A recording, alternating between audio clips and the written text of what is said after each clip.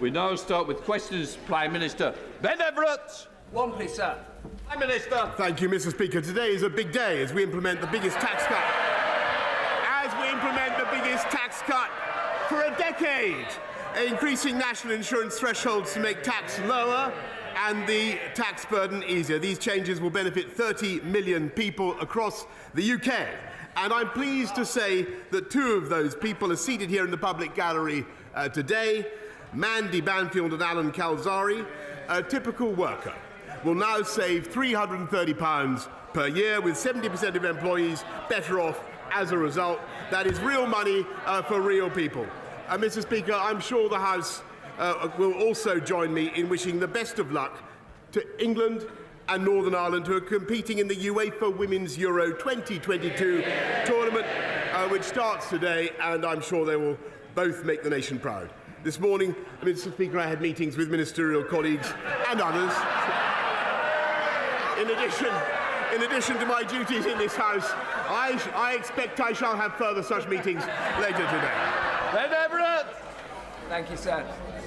Last week, we launched a new approach to combating knife crime in Milton Keynes, which means increased use of stop and search. It means tougher charging and custody, tougher sentencing, faster youth diversion, and more work with parents and communities. Would the Prime Minister agree with me that if you carry a knife in Milton Keynes, you should expect to end up behind bars? Yes, I thank my honourable friend for what he's doing to campaign for tougher sentences in Milton Keynes, campaign against knife crime. And as a result of what the Conservatives have done, adults who are convicted of certain offences involving a knife, including threatening with a knife or a second offence of possession, face a minimum sentence of 6 months imprisonment, Mr. Speaker. And guess who voted against tougher sentences for knife crime? We now come to the Leader of the Opposition, Keir Starmer. Thank you, Mr. Speaker. Today is the start of the Women's Euros, and I know the whole House will wish the Lionesses the very best of luck in bringing football home. Mr. Speaker, it's also... Mr. Speaker, it's also been 40 years since the death of Terence Higgins. Terence worked at Hansard by day and Heaven by night before he sadly died of AIDS. The Labour Party and the Terence Higgins Trust are committed to ending new cases of HIV by 2030. Together we can. Mr. Speaker, last week a government minister was accused of sexually assaulting a young man. I want to quote the victim's account. He says, "He grabbed my arse and then he slowly moved his hand down in front of my groin. I froze." I accept that's not easy listening, but it's a reminder to all those propping up this Prime Minister just how serious the situation is. He knew the accused minister had previously committed predatory behaviour, but he promoted him to a position of power anyway. Why? Prime Minister. Mr. Speaker, that individual, the member for Tamworth, no longer has the Conservative whip. He no longer has a job. He is no longer, as soon as I was made aware of the allegation that he has just read out, Mr. Speaker, and the complaint that was made, he lost his status as a Conservative MP, and he is now the subject, Mr. Speaker, of an independent investigation to the Complaints and Grievances panel. And that is entirely right. And I want to say to him, Mr. Speaker, I want to say to him that I abhor bullying and abuse of power anywhere in Parliament, in this party or in any other party. Keir Starmer. None of that explains why he promoted him in the first place. And we've heard it all before. We know who he really is. Before he was found out, he's reported to have said he's handsy. That's the problem. Pincher by name, pincher by nature. Now, has the Prime Minister ever said words to that effect And I'm not asking for bluster and half-truths. We've all had enough of that. Yes or no? Prime Minister. Mr. Speaker, I'm not going to trivialise what happened. Yes, Mr. Speaker. Yes, Mr. Speaker, and I'm not, because the very serious complaints have been raised against the member for Tamworth, and they're now being investigated, Mr. Speaker. It is true that a complaint was raised when he was in the Foreign Office, and the matter was resolved. It's absolutely true. It's absolutely true, Mr. Speaker, that it was raised with me. I greatly regret that he continued in office, and I've said that. I have said that before, Mr. Speaker. I have said that before, Mr. Speaker. But it is now the subject of an independent investigation, and that is the right thing, Mr. Speaker. And frankly, I think the people of this country would like also to hear. They would like also to hear about other jobs that are held by people in this country, not least the 500,000 people who got off welfare into work in the last 6 months alone, Mr. Speaker. Those are things that are making differences to the lives of people up and down the country, and I'm proud of it. Keir Starmer. No one's cheering that. No denial. And he says the matter was resolved when he means it was upheld. Exactly. And they're all sitting there as if this is normal behaviour. Exactly. When that young man reported his attack to a government whip, she asked him if he was gay. When he said that he was, she replied, "That doesn't make it straightforward." That comment will sicken anyone who's experienced sexual assault and then be made to feel like they somehow asked for it, or who worry that prejudice means their complaint won't be taken seriously. Will he apologise for those disgraceful comments on behalf of his government? Mr. Speaker, I've already said that I regret very much that the member for Tamworth continued to hold office after the complaint was made against him in the Foreign Office, and it was resolved in the Foreign Office. His apology was accepted, but clearly that was not enough. And in hindsight, Mr. Speaker, I should have realised that he would not change.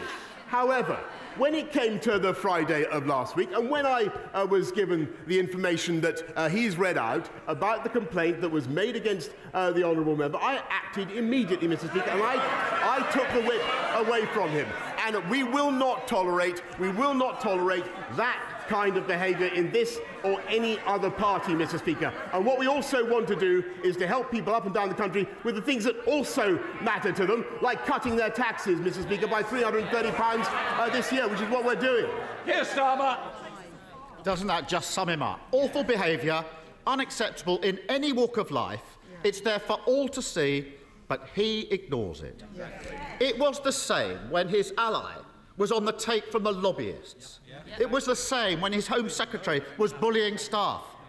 It was the same when taxpayers' money was being abused.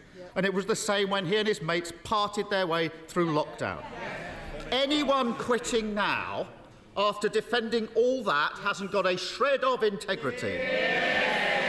Mr. Speaker, isn't this the first recorded case of the sinking ships fleeing the rat? Mr. Speaker, look, he talks about. He should hear what he's not saying about him, Mr. Speaker.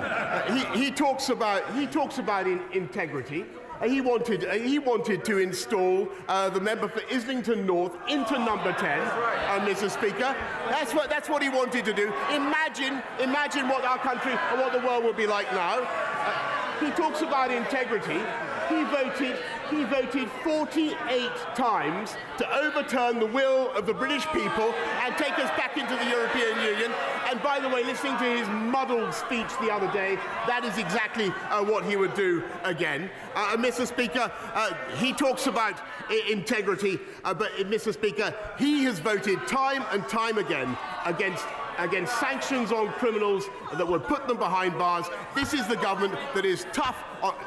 I'm sorry, he talks about integrity. He is himself facing a criminal investigation, Mr. Speaker, for which he asked me to resign. Keir Starmer. What a pathetic spectacle. Exactly. The dying act of his political career is to parrot that nonsense. Yep. And as for those who are left, only in office because no one else is prepared to debase themselves any longer, the charge of the lightweight brigade. Have some self-respect. Mr. Speaker, for a week, he's had them defending his decision to promote a sexual predator. Every day, the lines he's forced them to take have been untrue. First, that he was unaware of any allegation. Untrue. Then he was unaware of any specific allegation. Untrue. Then he was unaware of any serious specific allegation. And now he wants them to go out and say that he simply forgot that his whip was a sexual predator. Anyone with anything about them would be long gone from his front bench. In the middle of a crisis, doesn't the country deserve better than a Z-list cast of nodding dogs? Prime Minister. Well, Mr. Speaker, it's exactly when times are tough and when the country faces pressures on the economy and pressures on their budgets, Mr. Speaker, and when we have the biggest war in Europe for 80 years, Mr. Speaker, that is exactly the moment that you'd expect a government to continue with its work, not to walk away, Mr. Speaker, and to get on with our job and to focus on the things that matter to the people of this country. And so we're not only cutting taxes today, Mr. Speaker, we're putting £1,200 into every one of the 8 million most vulnerable households in the country, Mr. Speaker, thanks to the strength of our economy and thanks to the decisions that we took, Mr. Speaker, which he opposed at the time. Keir Starmer. The only thing he's delivering is chaos. I started this session with a quote from the young victim in all this, how he froze when he was attacked. When I was prosecuting rapists, I heard that from victims all the time. Victims said they froze because it's not about sex, it's about power. And the power the disgraced government minister had was handed to him by that Prime Minister. And he's only in power because he's been propped up for months by a corrupted party defending the indefensible. So it's no longer a case about swapping the person at the top. Isn't it clear? The only way the country can get the fresh start it deserves is by getting rid of the lot of them.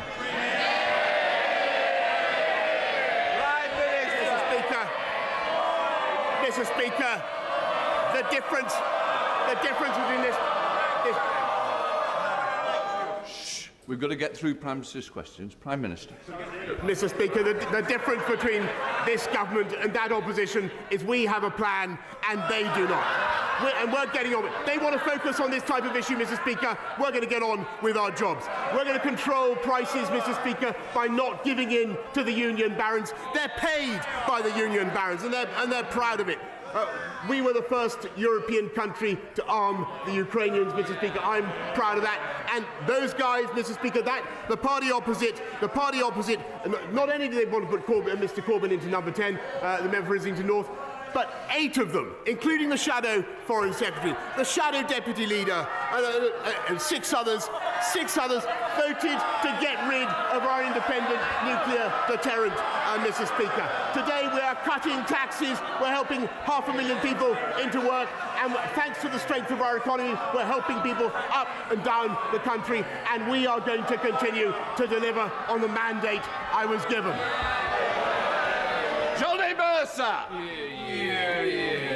Thank you very much, Mr. Speaker. On Monday night, the Northern Ireland Legacy Bill reached its 3rd reading.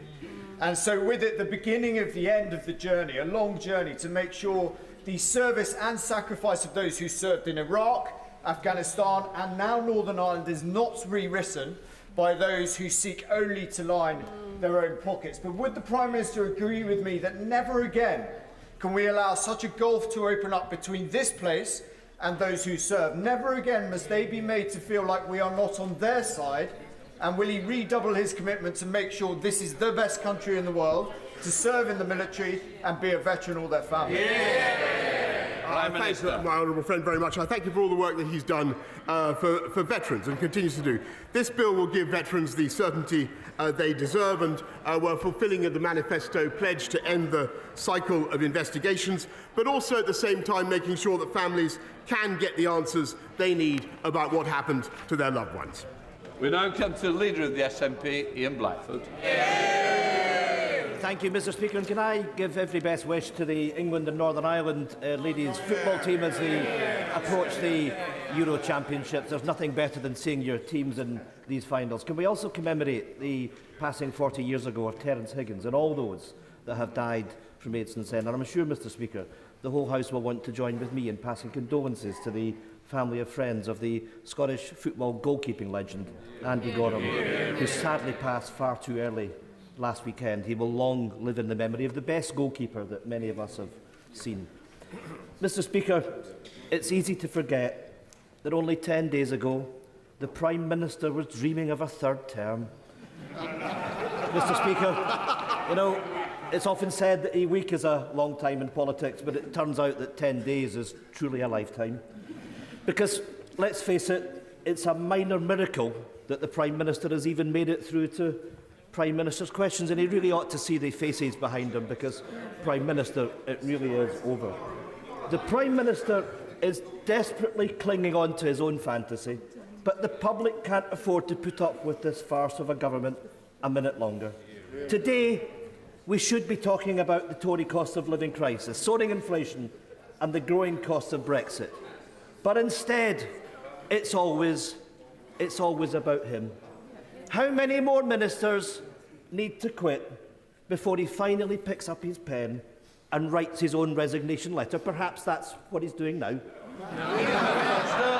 Actually, Mr. Speaker, I was just jotting down some notes on his question, which I thought was excellent when he was talking about the economy, because that is the issue that the country faces, and that is where this government is introducing, I think, the most important solution: helping families up and down the country with £1,200 going into their bank accounts right now, cutting taxes for 30 million people, £330 tax cut, and helping 500,000 people into work through the Way to Work scheme. That is a fantastic thing to be getting on and doing. That is the priority of this government, and that's what I'm going to focus on. I'm glad he likes it. Ian Blackford. My goodness, nothing to see. We should all move on if we live in the world of the Prime Minister. You know, a few weeks ago I compared the Prime Minister to Monty Python's Black Knight. Actually, turns out I was wrong. He's actually the dead parrot. Whether he knows it or not, he's now an ex-Prime Minister. But he will leave behind two deeply damaging legacies. I hope the dishonesty of his leadership follows him out of the Downing Street door. But the other legacy is that of Brexit. And that will stay, because I'm sad to say that the Labour Party now fully supports Brexit. Mr. Speaker, Scotland wants a different future, not just a different Prime Minister. So if the Prime Minister won't resign, will he call a general election and allow Scotland the choice of an independent future, free from the control of Westminster? Prime Minister. Mr. Speaker, I noticed that his remark that the Labour Party had given up on returning to the European Union was not greeted with rapture by the benches opposite, and that's because it's not true. They want to go back in just as he does. I think that is a terrible mistake. It would be anti-democratic, Mr. Speaker. And as for the referendum that he wants, well, we had one of them, as I've told him before, in 2014. Come on. Thank you, Mr. Speaker. Does the Prime Minister think there are any circumstances in which he should resign?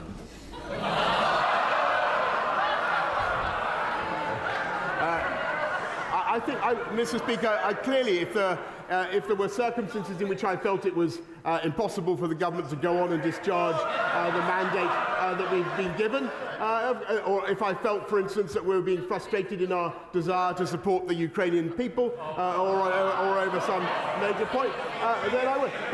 But frankly, Mr. Speaker, the job of a Prime Minister in difficult circumstances when he's been handed a colossal mandate is to keep going, and that's what I'm going to do. There's Savile Roberts. Well, there you have it, Mr. Speaker. Once again, the Prime Minister, he puts political survival before public duty. Yeah. But people can see, even if he goes, it's not an if, it's a when, isn't it?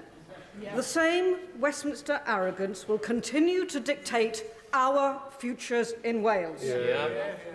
Does he want a medal for being the best recruiting sergeant for independence we could wish for? Yeah.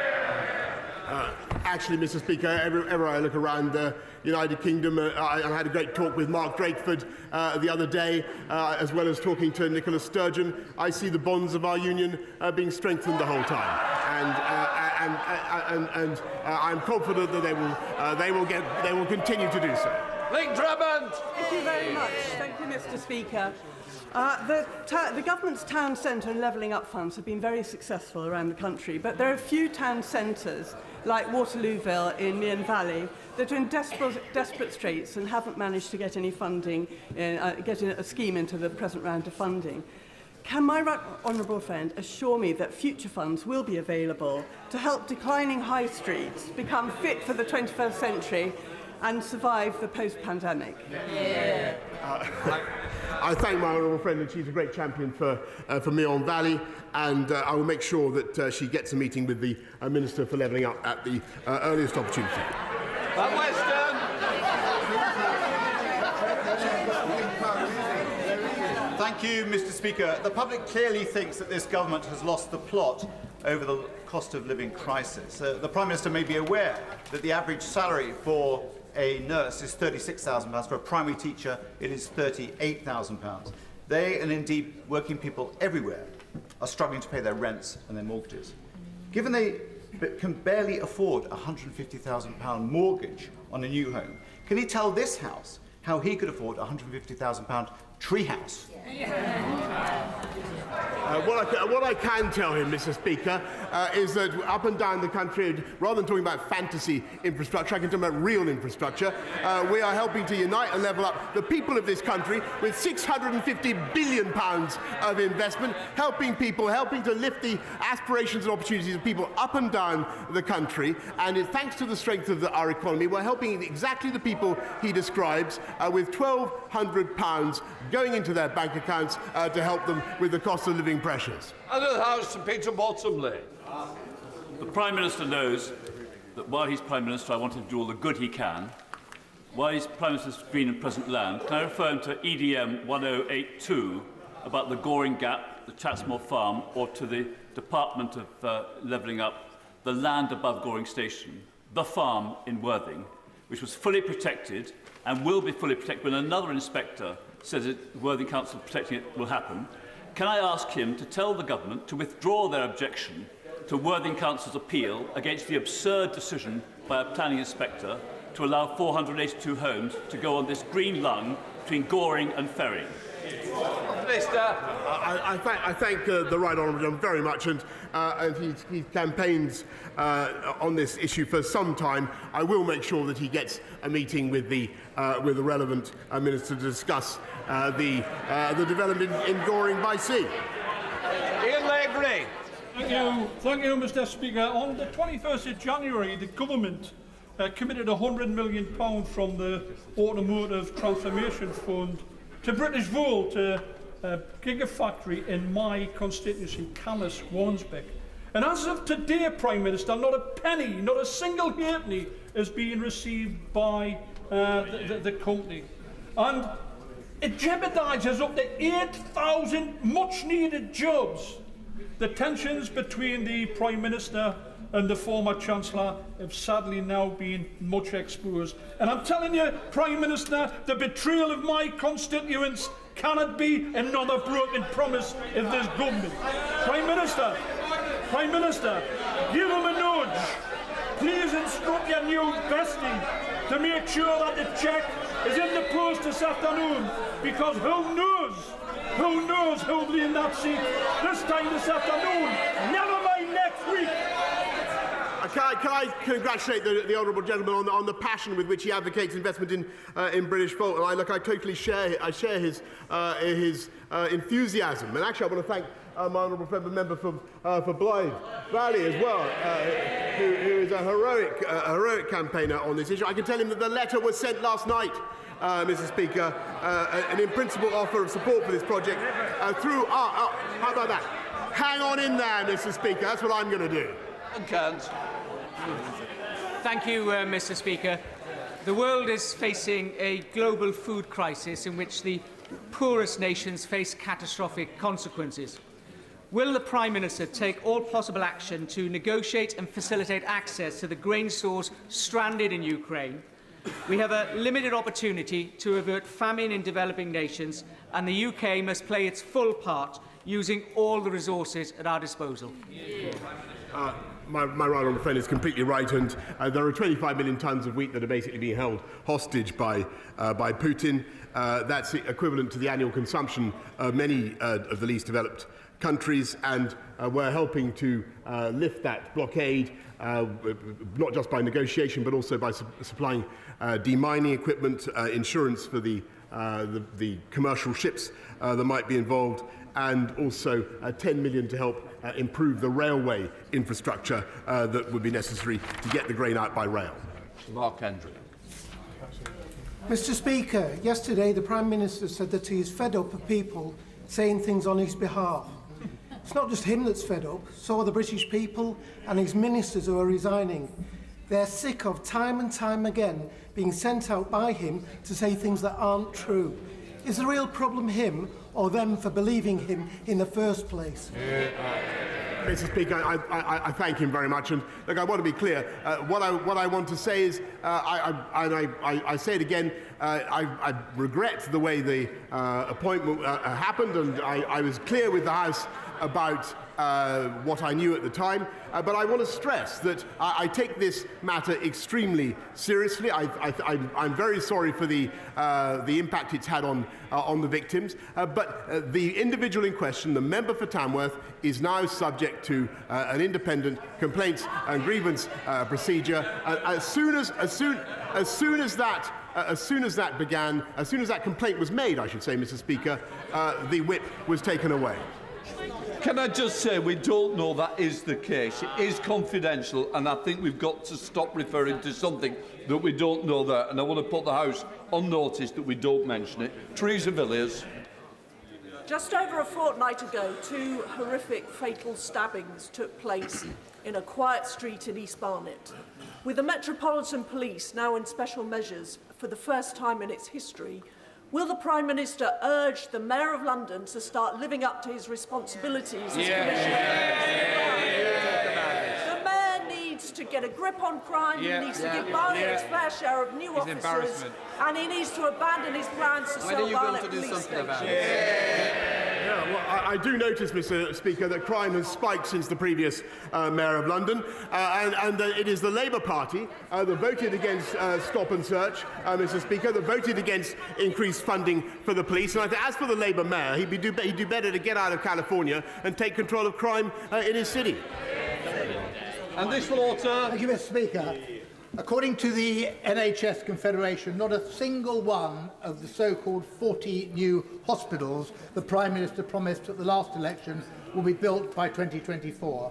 2 of those new hospitals are in my constituency. Hammersmith opened in 1902 and Charing Cross opened in 1818.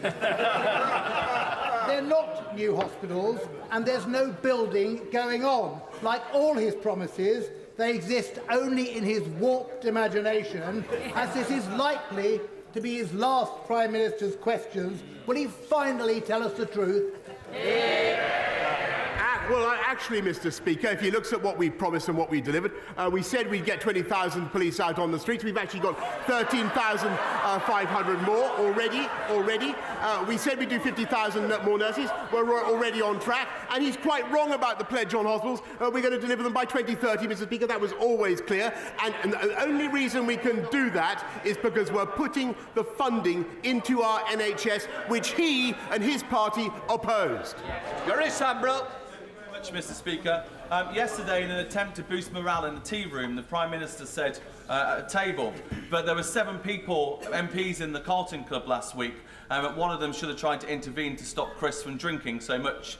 As if that wasn't insulting enough to the people who did try and intervene that night, and then also to the victims that drink was the problem.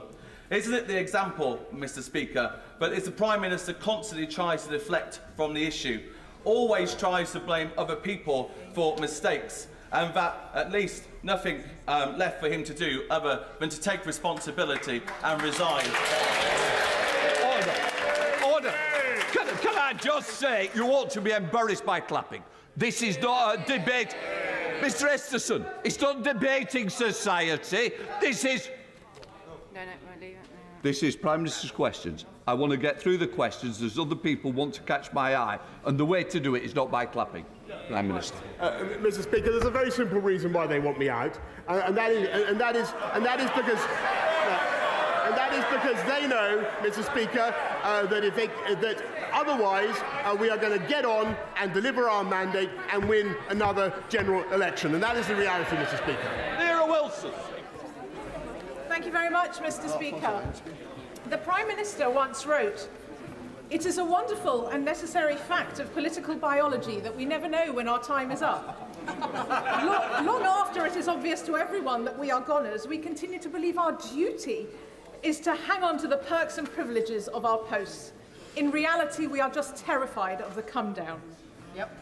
So for the sake of this great country, will the Prime Minister heed the advice of his former self, get over his terror and do the decent thing?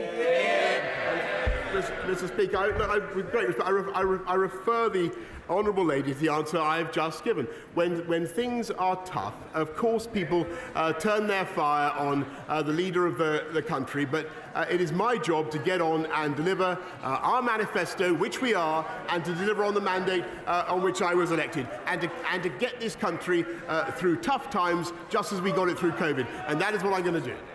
Fiona Bruce. Thank you, Mr. Speaker.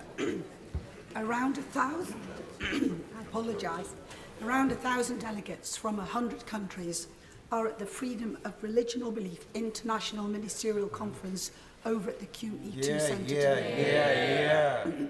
There is still time for honourable members to visit.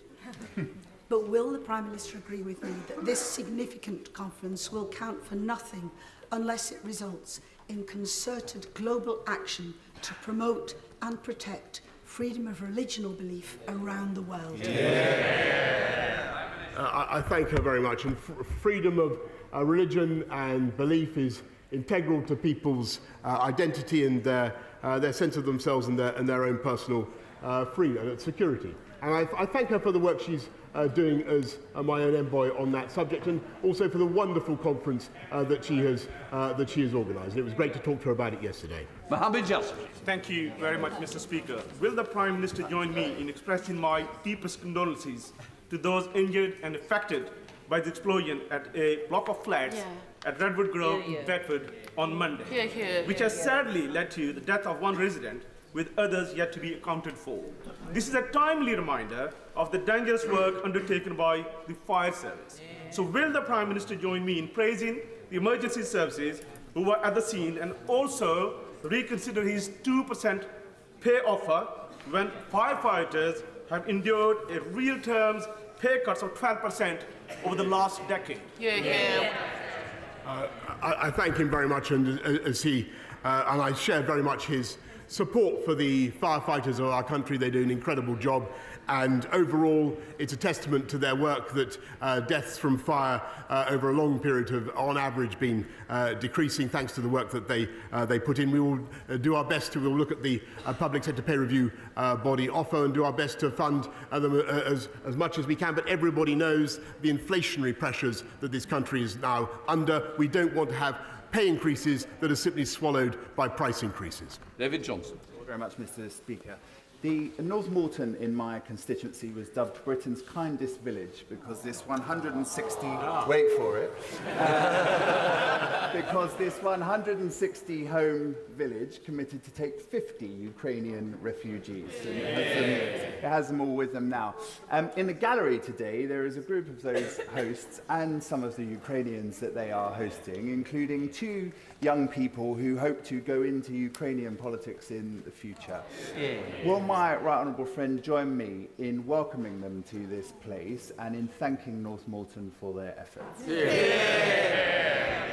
I thank him very much for what he's doing to host young Ukrainians. Thank everybody actually in this House who's looking after Ukrainians. I think a lot of people are doing that. And can I say, I believe it's the wish of this entire House that those young people should grow up to live in a free, independent, democratic and sovereign Ukraine. Peter Dowd. Thank you, Mr. Speaker. Given that the Prime Minister doesn't like walkouts and strikes, what legislation will he be introducing to stop further walkouts and strikes amongst his cabinet colleagues and junior ministers?